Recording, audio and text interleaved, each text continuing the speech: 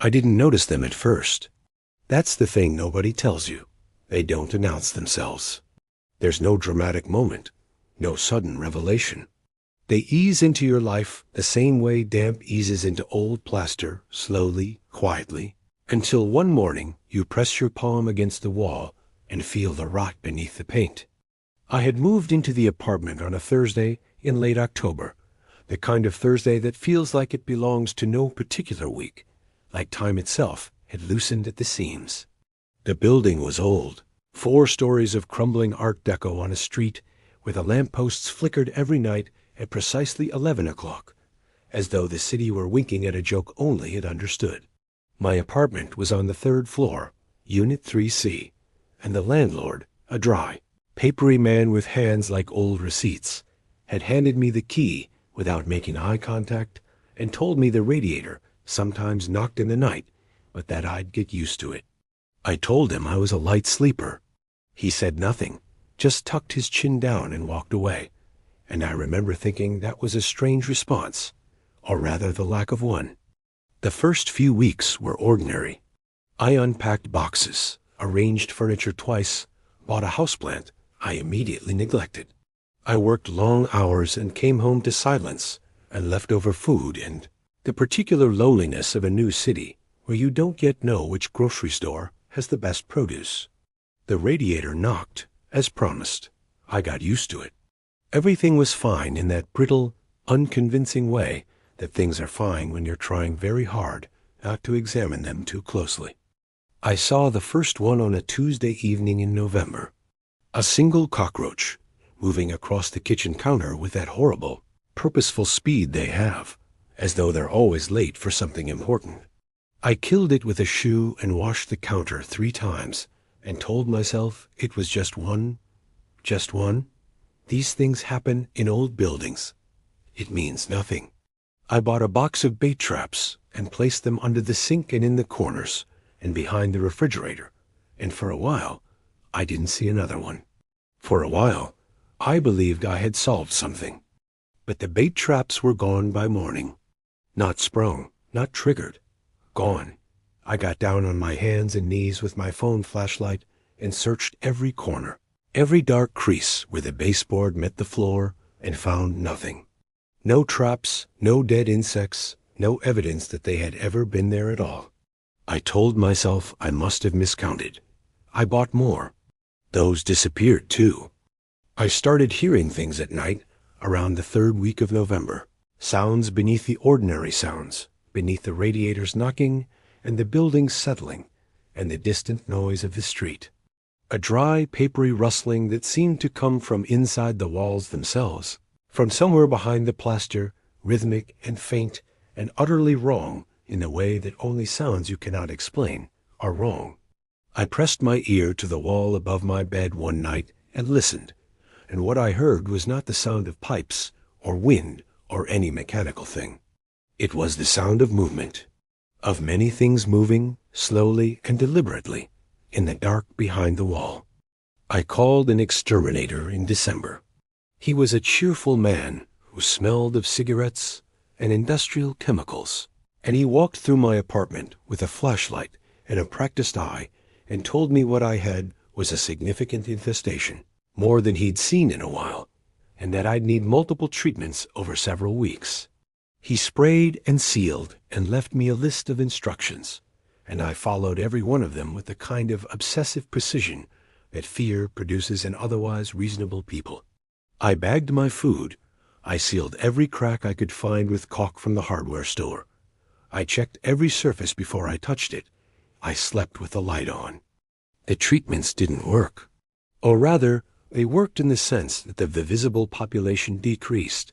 I saw fewer of them skittering across the floor, fewer dark shapes vanishing into cracks when I turned on the kitchen light at midnight, but the sounds in the walls grew louder.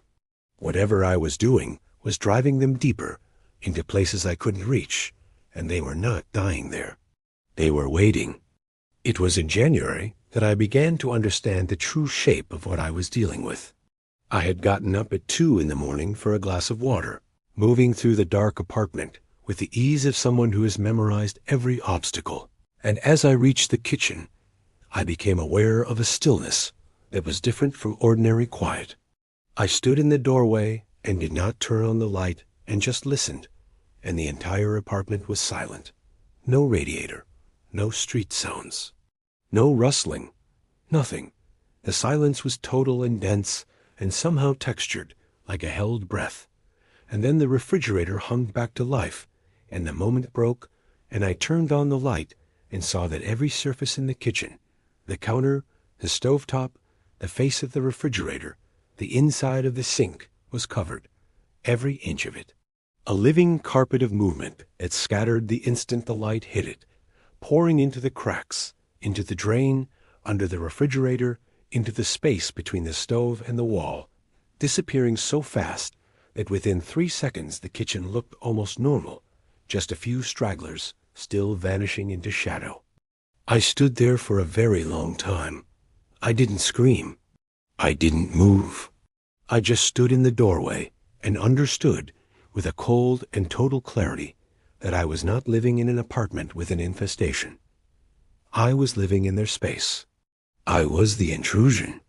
Whatever ecosystem existed behind these walls, beneath these floors, inside these ceilings, I was the foreign element, the recent arrival, the thing that did not belong.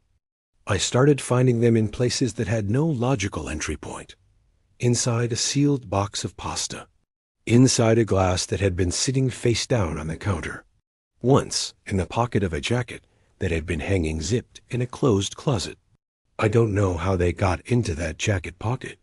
I have thought about it many times, and I have no answer that satisfies me.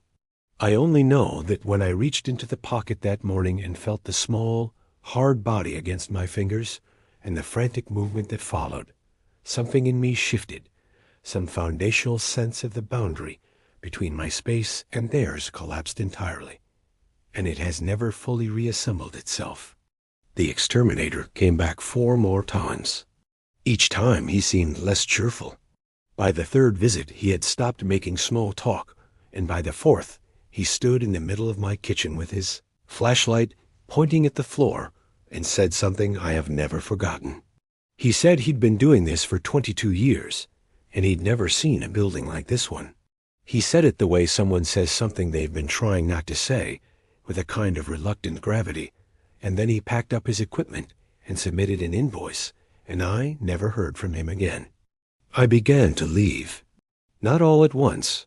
I want to be precise about this, but in increments, the way you leave a place that has frightened you beyond the point of reason. I started sleeping at a friend's apartment 2 nights a week, then 3, then 5. I left clothes there, a toothbrush, a phone charger. I stopped buying food for my apartment and ate everything out. I went back only to collect things, and each time I went back, I brought a little more with me when I left, until one evening in late February, I stood in the empty apartment with the last box in my arms, and looked around at the bare walls and the stained floors and the dark mouth of the kitchen, and realized I could hear it again.